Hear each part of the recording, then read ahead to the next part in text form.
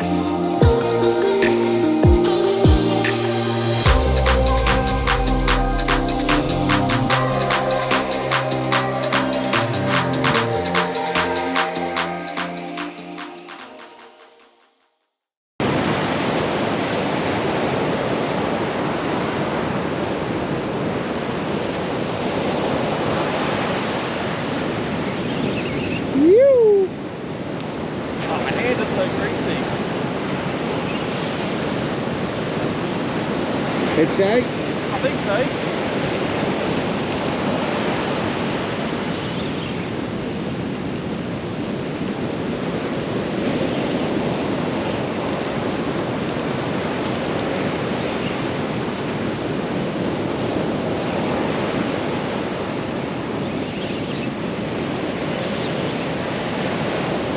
Digging? Metre 20? Metre 30?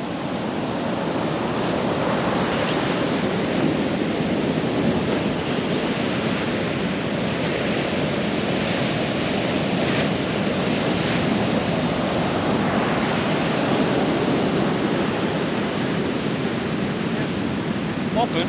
Yeah.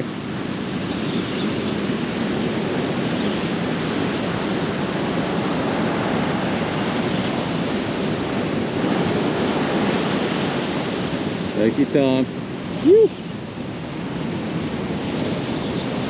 Remember you got reef here to the right.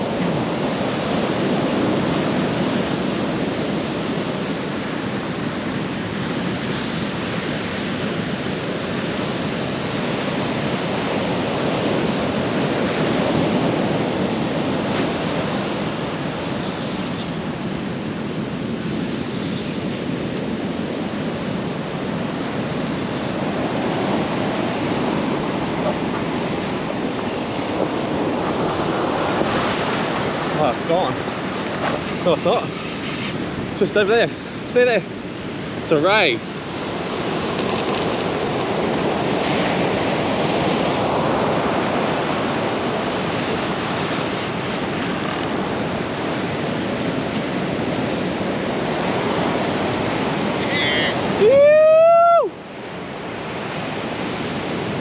Woo!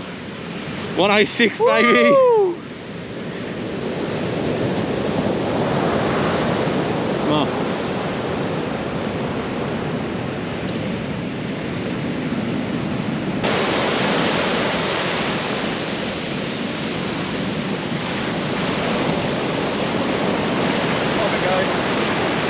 Gotta watch that wave.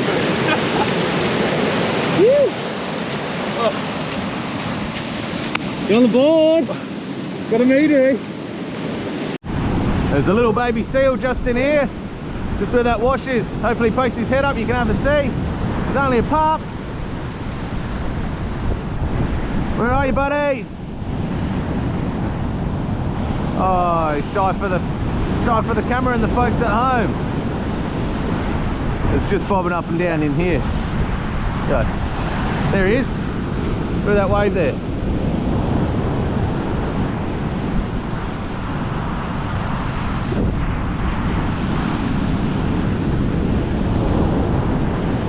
See you, Mr. Seal. So I thought I'd bring you guys up from a little bit of a high advantage viewpoint just to see things from a different perspective of where we're fishing. So Sorry if it's a little bit windy because we're facing into the wind. Hopefully you can hear me okay. But as you can see, we've got this big body of water that channels in all the way through here. You've got a bit of reef out the back there. So what will happen, not that there's too much tidal movement at the moment, we're at the back end of the new moon. There's probably about 20-30 centimeters of movement between tides, so it's not too high. But as the tide's coming in, the water movement is going out that way, so the fish are likely to follow that body of water and gutter in with all the scent that's hanging in this deep body of water here. Or they might be coming in just to rest because it's a bit protected, as you can see behind this reef here. It's nice deep blue water, but it's nice and calm, it's not too wavy. We've caught fish in shallows like that behind reef with a good body of water early in the morning, sometimes first cast, because the fish might have come in overnight, sits in there to rest for the night, bang, as soon as you chuck a bait in there, bit of scent, boom, you're on. Obviously as the tide changes, when the tide goes out, the water is going to start pushing out to the right, so they're going to come in and swim against that tidal movement along here in this body of water, and then potentially out through that deep section that sort of channels right back out south there of the ocean. So what we do, just to mix things up a little bit, we get an outside rod each. So that's my brother's Justin's, there's mine, that's his, and there's mine. And the reason why is that generally your outer rods will generally get hit first as schools of mully are coming through and scurfing along the gutter there for food and scraps. So what we often do is we'll put two bigger rods with sand anchors, grappling sand anchors, we'll throw them out as far as possible, and then on the wider rods, depending on conditions, what the current's doing, how much it's pulling, we'll put running star sinkers and a running rig, so that way it can naturally, you don't have to cast it as far. You can see there's a bommy out there, so we're sort of just casting it in that blue body of water there between the shoreline and that bommy. And with that star sinker, that bait just naturally flows and rolls along the gutter's edge there with the bait. So that's our little tip anyway. Hopefully you can get to enjoy the view from a different perspective up above here, but as you can see, it's absolutely majestic. Anyway, I'll jump down there because some questions that I often get is, what surf gear are you running, Chris? So I'll share with you some of my surf rod reels and what braid that I'm running as well, and shock leader and so forth. But how good's that? What a beautiful body of water that is. All right, so first up, I'll show you my bigger rod setup. So the bigger rod setup is a Daiwa Sensor 13-footer 2S. Absolutely love this rod, plenty of guts, particularly down low to mid region. I just find having the 13-footer over my next setup that I'll share with you, which is a 12-footer, I'll probably get an extra 5 to 10 meters on the cast with this one. And on here I'm running the Daiwa Saltus 8000 reel that my beautiful wife got me as a wonderful wedding present, with a lovely engraved message on there that says, "You'll forever always be my greatest catch. Love, Mel." How awesome's that? On there I'm running 50-pound braid. I've got probably just under 450 meters, and then I'm running a shock leader, 80-pound shock leader on this, about 4 meters. Varivis Ocean Record is probably my shock leader of choice, my mono of choice.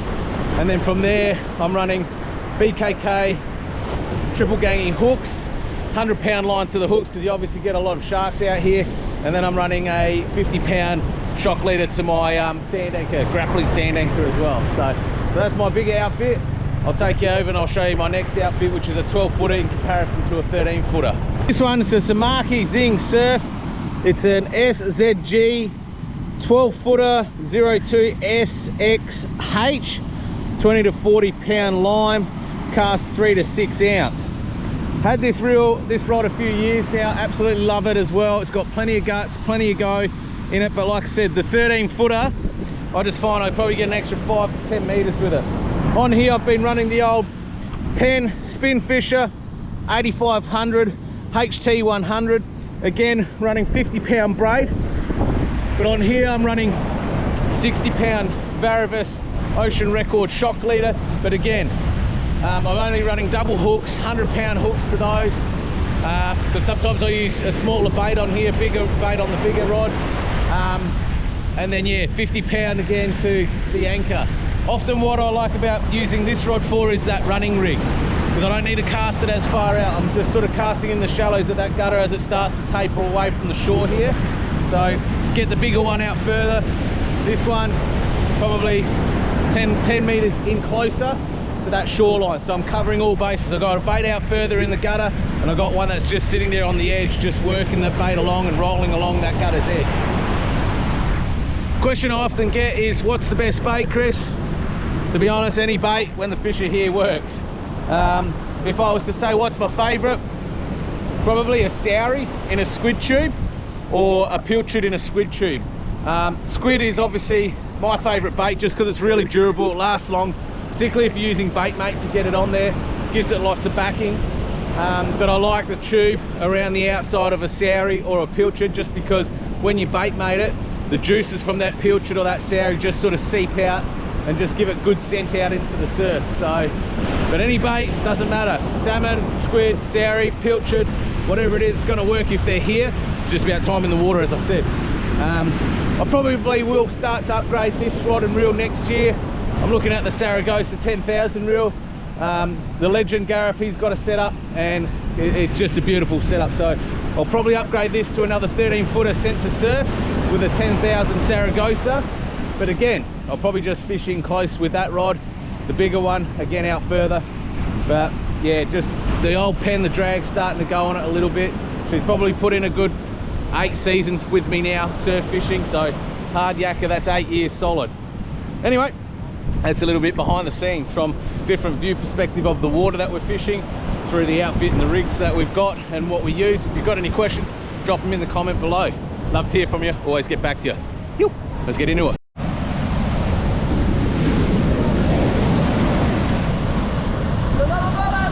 Gareth is on.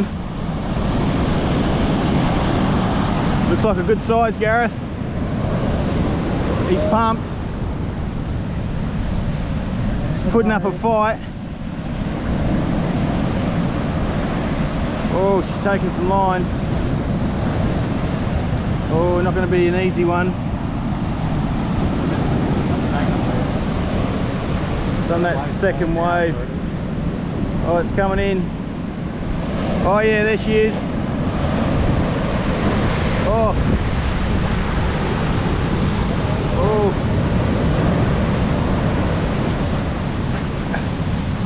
There it is.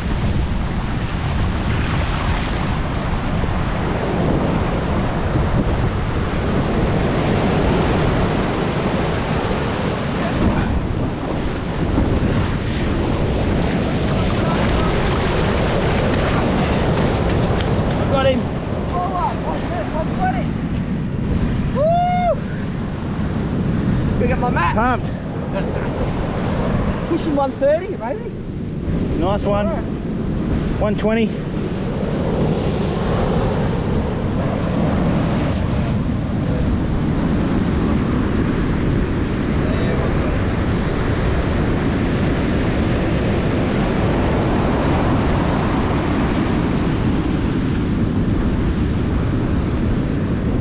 I was good rest, eh? Oh, 120, yeah.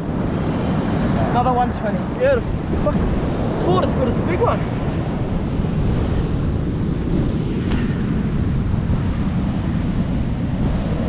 All right, so we've just come back to camp, and the old salty bag, keeper bag, has come in very handy today because it's pretty warm and sunny. So it's kept it nice and moist whilst the boys stayed out there and fished for a couple more hours after we got this bad boy.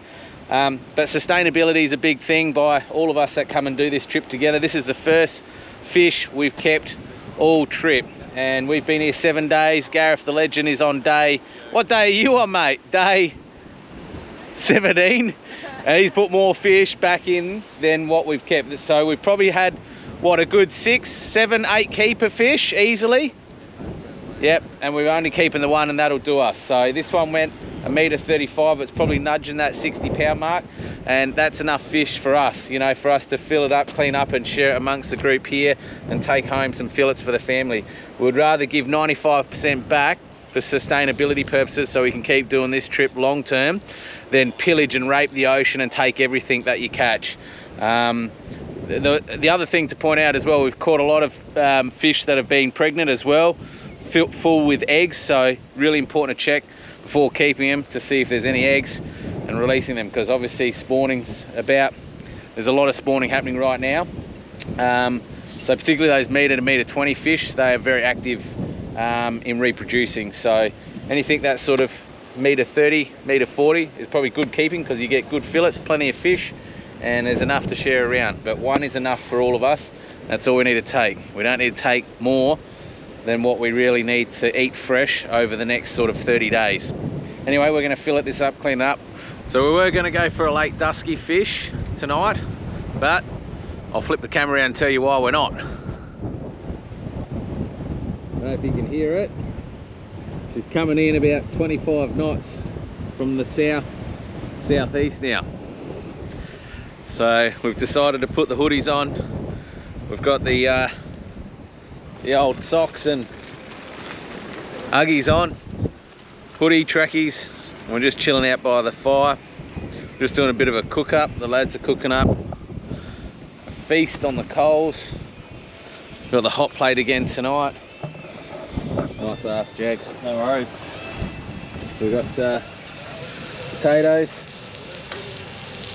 How's it looking, mate? Delicious. Gordon Ramsay, eat your heart out right there. That's it. Now we're just going to heat up some onion. We're going to grill up some chicken. We've got some lamb chops. We're going to cook up on the fire as well. A couple more minutes and I'll put the other stuff on. It's all happening. It is. It's the most cooking I've ever done. Sun setting. Might set the drone up just to show you a bit of sunset maybe, and a bit of the campsite. Pending wind though, it's 25 knots, but we'll send it up and see if you can get a bit of an aerial shot of our campsite so you can see what it's like with our setup. Pretty simple. Got Sherman the Land Cruiser there. Got the awning. There's my swag, Washo's swags. We've had to put the quad bikes here just as a bit of a windbreak for our fire tonight. Jags' swag. Foss's, Taji, Mahali. He's got the rooftop there. There's a little annex that we sit in. This is where we kind of eat most of the time. So you can see we're cooking here. Gas cooker, table, bit of a windbreak. We've got TV up there, so when the weather's shit house, we'll watch a movie or two. We watched Crocodile Dundee #2 the other day. No, #1. So yeah, that's a little bit about the campsite. Foss's car. And then we've got his shower over here. Oh, all the towels are blown down. So we've had one hot shower so far this trip. We've got enough water to have a shower before we depart in 48 hours time. Freshen up, just so we're good for our little ladies when we get home. Anyway, I'll send the drone up hopefully and can share an aerial shot or two and some video of the site itself, just so you can see what it looks from above, pending winds. But it'll be a cook up tonight, early night's sleep, and then tomorrow we'll get back at it early morning, straight back in that hole, and we'll probably fish to about 2 o'clock, 3 o'clock, and then it's pack up, rest up, and haul up, back on the road, headed back home again to reality.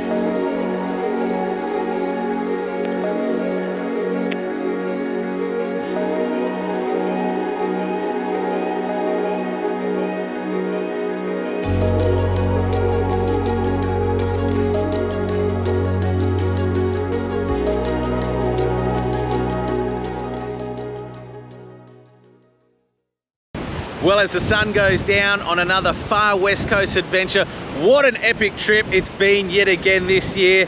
An annual migration as best mates and as father and sons that we look forward to each and every year. We feel so incredibly privileged to come and stay on these beautiful, pristine lands, to come and fish these majestic waterways, chasing all the variety of species that are on offer here. We hope you've enjoyed this episode as much as we have, because I tell you what, it's thrown everything at us. We've had everything, and that's the beautiful thing about this special place, is that no day is the same. As you would have seen just the other day, it was hot northerlies blowing off the land, 35 plus degrees, flies everywhere. We were fishing those waters behind us in shorts, t-shirts, singlets, you name it. Here we are today. It's freezing cold coming from the east. You feel like you've gone a day or two into summer and then you've gone backwards into winter. We're rugged up, hoodie, beanies, trackies, Uggies, you name it. But we love the elements, and that is the Young Nomads philosophy and mentality in life, and why we want to take you along in each and every one of our journey, because our philosophy is let's live free. And that's what life's about, folks. Let's live free as much and as best we can.